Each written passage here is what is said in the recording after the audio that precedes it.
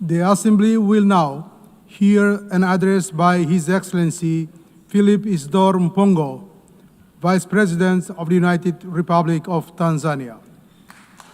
I request protocol to escort His Excellency and invite him to address the Assembly.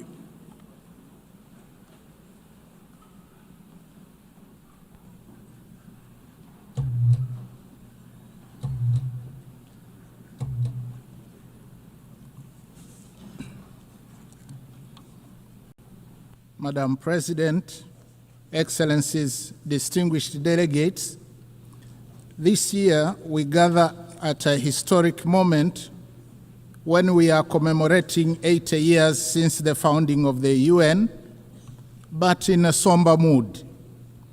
The theme of this general debate, that is better together, 80 years and more for peace, development and human rights, reminds us that determined cooperation remains our best vehicle for addressing urgent global challenges of this century and beyond. Yet, we are faced with chaos in the form of unilateralism with arrogance, barbaric wars, persistent poverty, injustice, pandemics, as well as an impending climate catastrophe. As we mark 80 years of the UN, we are called to rekindle the vision of its founders, anchored on two pillars. First, nations can overcome difficulties and accomplish more when they work together in solidarity. Second, peace is humanity's truest desire, which we must seek and pursue relentlessly on the basis of international law.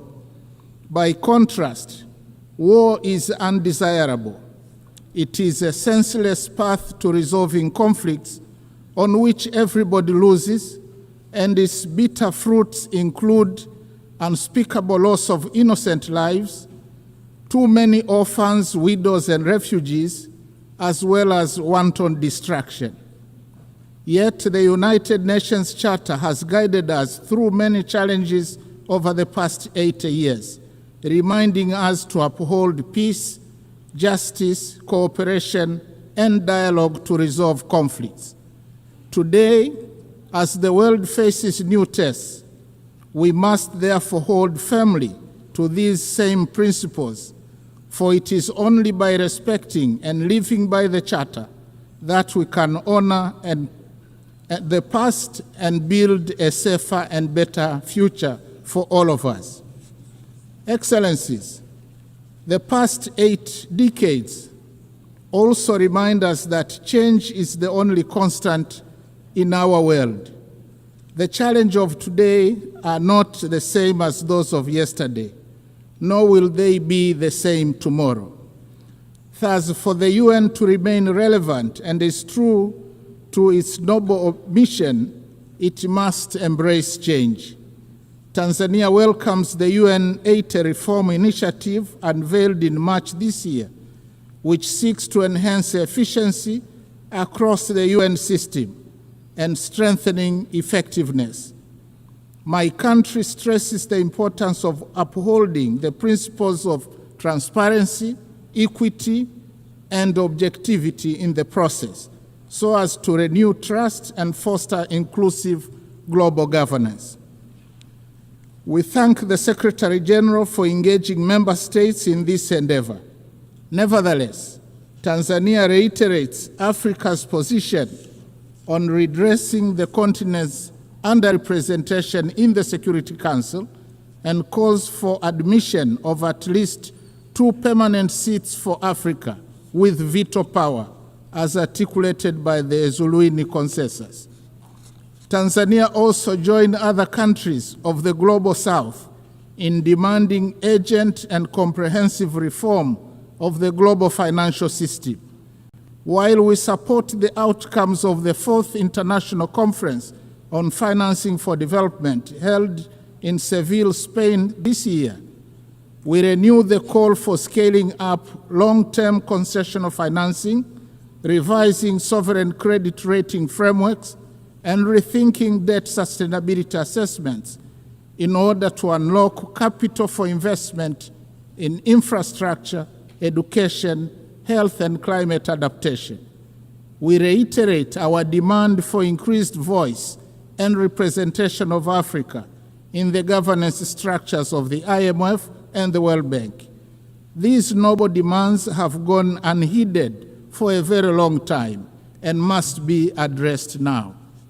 Excellencies, SDGs remain our common plan for a better world. Yet, with only 5 years left before 2030, it has been established that over 80% of the targets are off track, with progress on more than half of the goals being weak and insufficient. The big elephant in the room, suffocating progress, is an estimated financing gap of $4 trillion per annum. Nevertheless, Tanzania remains committed and has made strides in implementing the 2030 agenda, with overall performance estimated at 60%. Examples include SDG 3, where maternal mortality declined from 750 deaths per 1,000 live births in 2000 to 104 in 2022. For SDG 6, access to clean and safe water increased in both rural and urban areas from 32 and 55% in 2000 to 79.9 and 94% respectively by 2024. On affordable clean energy, SDG 7, the number of villages connected to electricity increased from 8,587 in 2000 to 12,318 in 2024. Only 15 villages remain without electricity. However, significant challenges remain, especially on environmental sustainability, that is SDGs 13, 14, and 15. Going forward, we urge the international community to strengthen collective response to climate change, seizing the opportunity presented by COP30 in Belém, Brazil, prioritizing delivery on the pledges for climate action, including capitalization of the Loss and Damage Fund. We call for increased long-term concessional financing, technology transfer, and fairer trade terms to complement our zeal in domestic revenue mobilization, reversing capital flight, and pursuit of win-win partnerships in the exploitation of our natural resources. I am glad to inform the Assembly that in June 2025, we launched the Tanzania Vision 2050 that articulates our long-term development aspirations and dovetails quite well with the SDGs agenda. Excellencies, peace is not a bonus. It is a prerequisite for socio-economic development. We must therefore seek and pursue peace tirelessly. We commend the efforts of the UN Secretary General, world leaders, and organizations that are active in conflict mediation and resolution in countries and regions such as Eastern DRC, Sudan, Russia, Ukraine, and the Middle East. As we commemorate the Beijing +30 and celebrate the progress made in promoting gender equality and the empowerment of women, we call for full involvement of women in the quest for peace. In this regard, I must say Her Excellency Dr. Samia Suluhu Hassan, the first woman president of Tanzania, has shown the way in articulating policies and actions that strengthen the role of women across all sectors of our society. Regionally and internationally, she has been a champion of peace, justice, security, and clean cooking. Tanzania, as a member of the African Union Peace and Security Council, and in our then role as chair of the SADC organ on politics, defense, and security cooperation over the past year, actively contributed to peace initiatives and supported measures to prevent and resolve conflicts. In this spirit, Tanzania announces its candidacy for a non-permanent seat on the UN Security Council for the term 2029-2030, reaffirming our commitment to global peace and security. Excellencies, Tanzania opposes the continued imposition and proliferation of unilateral coercive measures which undermine the principles of sovereign equality and peaceful coexistence enshrined in the UN Charter. Such measures, often applied without mandate of the Security Council, represent a form of economic aggression that disproportionately harms innocent civilians by depriving them of essential needs such as food, medicines, and capital goods. In this context, Tanzania reiterates its principled solidarity with nations, including Zimbabwe and Cuba, and the peoples who continue to endure the adverse effects of the long-standing economic embargo and sanctions. We stress that these embargoes and sanctions contravene international law. Similarly, Tanzania stands in solidarity with the people of Palestine and Sahrawi, who continue to be denied the fundamental rights of freedom, sovereignty, and self-determination. Tanzania also strongly condemns all forms of terrorism carried out within or across national borders.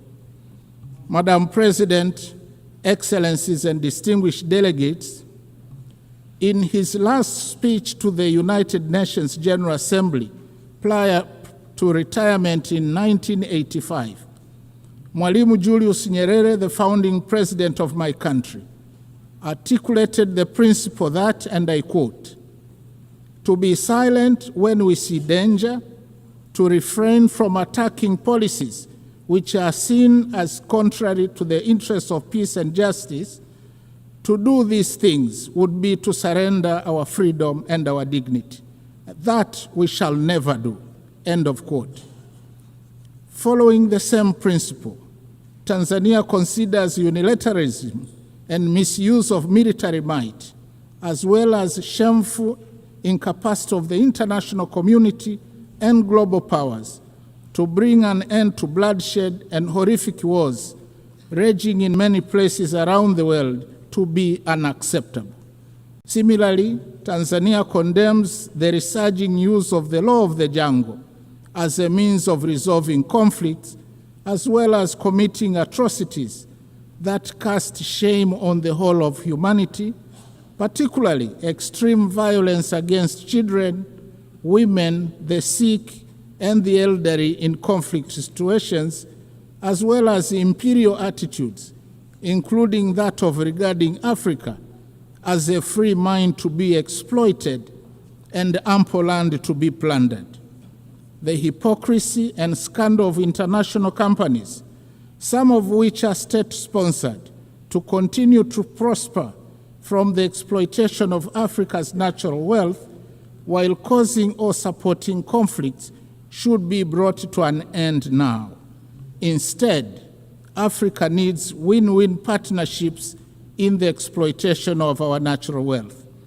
Tanzania also reminds the international community that increased military spending on research and manufacture of weapons for money is tragic and morally wrong. It obstructs the quest for peace in the world and takes away an enormous amount of resources that could have been used to propel sustainable development and prosperity for all humanity. I thank you.